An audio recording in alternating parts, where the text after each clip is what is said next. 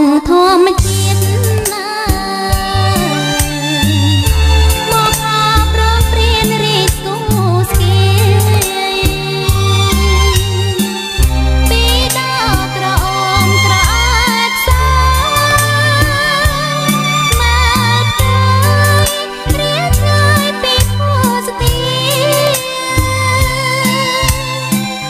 វាស្មើខៀវខ្ចីដោយក្រាត្រំអានេះចាំក្នុងជាប់ជួគ្នាស្ដាំសសានយំចំគោវាសន្ទនាឆ្លើយឆ្លងរំបងព្រៃហើយណានៅត្រង់ណាអូនបងមើលមិនឃើញទេ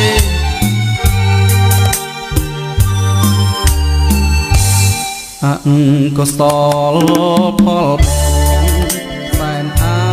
ក្រក់ភ្នែកខ្វាក់ងងឹតមិនឃើញអ្វី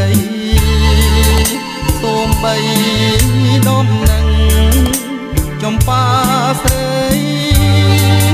ក៏ដឹងដោយក្តីងងឹតដែរ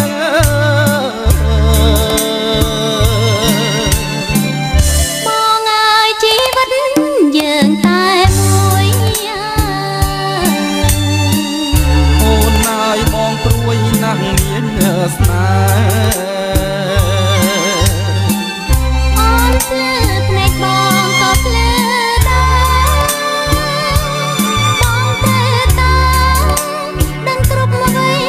ទាំងអស់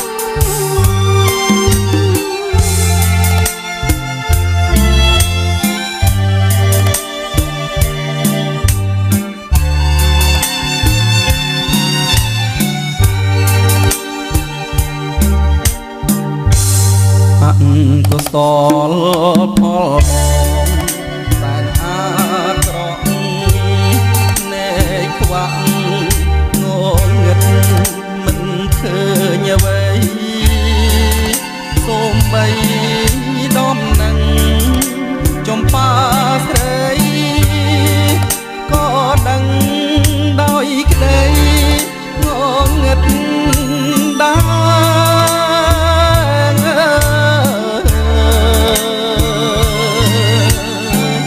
បងអើយជីវិតយើងតែមួយអូនអើយបងព្រួយណាស់មានស្នេហ៍